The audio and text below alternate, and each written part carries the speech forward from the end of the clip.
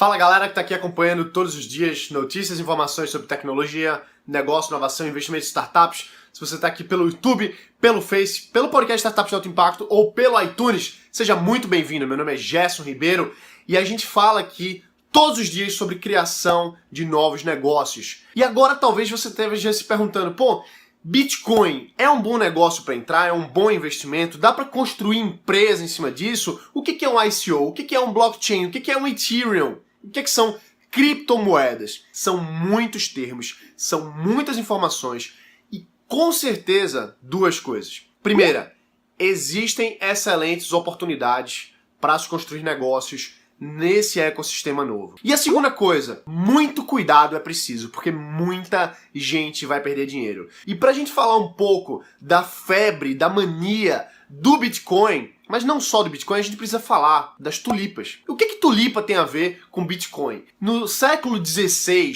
na Holanda, começaram a plantar, cultivar e a vender tulipas. As tulipas elas eram desejadas pela aristocracia holandesa. E naquela época, o pessoal que tinha mais dinheiro comprava justamente as tulipas. E aos poucos, aquelas tulipas foram valorizando, ficando mais caras. Quem tinha uma tulipa em casa era considerado rico, de status e etc. E o que acontece é que rapidamente as pessoas começaram a comprar tulipas para ter aquela visão, para ter aquele status. Só que já a tulipa morria e elas precisavam comprar mais tulipas.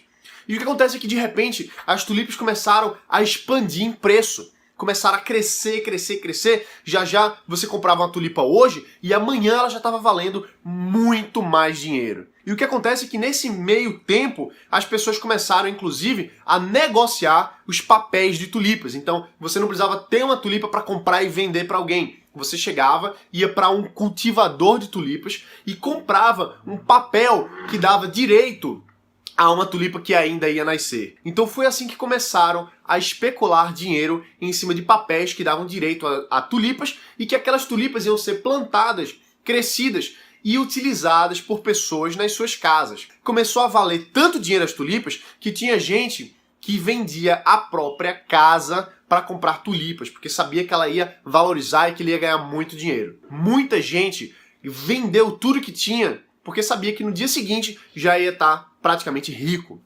E nessa época, as tulipas estavam valendo tanto dinheiro, crescendo tanto, que chegou a valer mais do que é hoje equivalente a um apartamento. Então imagina aí uma tulipa valer, em valores de hoje, 200, 300, 400, 500 mil reais. Uma florzinha que em algumas semanas, em alguns dias, ela morre. E o que acontece é que isso começou a crescer, e todo mundo estava vendendo tudo e comprando tulipa, e a alta aristocracia holandesa trocava as suas casas por tulipas. E chegou um momento que ninguém mais queria tulipa. Porque estava tão caro, estava tão absurdo, que mesmo as pessoas muito ricas, elas olhavam assim e diziam, peraí, não faz sentido eu perder um apartamento, perder uma casa, em troca de uma florzinha que vai morrer daqui a alguns dias. Mesmo eu querendo me sobressair, não vale mais a pena. E foi assim que surgiu a primeira bolha da história da humanidade. A primeira bolha foi a bolha das tulipas, em que muita gente perdeu muito dinheiro na quebra da bolha. Quando as pessoas pararam de comprar as tulipas, o preço dos papéis das tulipas caiu absurdamente e foi assim que teve uma das maiores crises naquela época, uma das crises econômicas, financeiras, que foi a primeira grande bolha da história da humanidade. E o que a gente pode trazer para cá, olhando para Bitcoin, olhando para criptomoedas? Quer dizer que o Bitcoin é uma bolha? Não necessariamente, mas é possível que seja. Porque se você for ver o histórico do Bitcoin, nos últimos meses, principalmente no último ano, ele deu uma subida absurda. Tem muita gente que hoje é milionário com Bitcoin, mas também é possível que tenha muita gente que perca dinheiro. Em poucos meses, a flutuação foi brusca. Subidas altas e quedas altas também. Teve num dia que o Bitcoin caiu 20%. Então imagina, você tem R$1.000 de Bitcoin e amanhã você só tem 800. Então já tem gente perdendo muito dinheiro e também tem muita gente ganhando muito dinheiro. Gerson, o Bitcoin ele vai valorizar, ele vai valer mais daqui a alguns anos? Não sei. Ninguém que disser assim, vai ou não vai, tem certeza. A gente, principalmente em mercados especulativos, é muito arriscado quem diz que sabe das coisas. porque ninguém sabe o que vai acontecer. Como, por exemplo, alguns meses atrás, a China bloqueou a movimentação das suas exchanges. As exchanges são as empresas que fazem a troca de valores entre moedas nacionais e em bitcoins, por exemplo. Eles fecharam. E o que acontece é que o preço do Bitcoin caiu absurdamente. A gente precisa sempre, isso aqui é universal, a gente precisa estudar a história, ver o que já aconteceu antes, para identificar e reduzir riscos. Não importa se o Bitcoin daqui para frente vai subir ou se ele vai descer.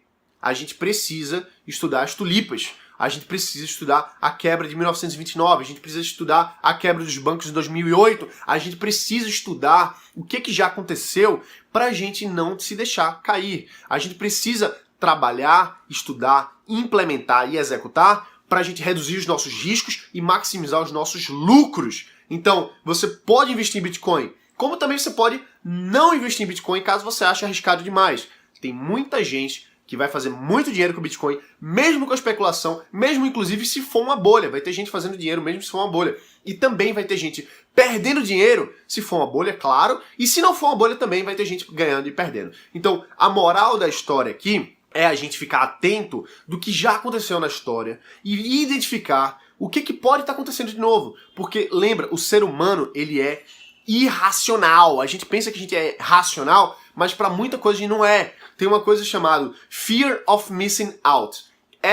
FOMO, também conhecido. Fear of Missing Out é o medo de perder uma boa oportunidade. É o medo de ficar de fora de uma boa oportunidade. Então tem muita gente hoje que tá com medo de não entrar na onda do Bitcoin. Porque pensa assim, se eu investir hoje, daqui a 3 anos eu vou estar milionário. Mas isso, claro que isso é possível. Mas também pode ser que não, pode ser que caia. Só que o erro que a gente não pode se deixar cair é deixar a gente tomar a decisão de investir no negócio ou de não investir no negócio baseado no que as massas fazem, baseado no que está todo mundo fazendo. A gente precisa pensar, estudar, analisar por conta própria para depois a gente tomar uma decisão de um investimento. Porque quando você olha para trás, é muito óbvio, é muito claro. Muita gente está olhando assim, dizendo,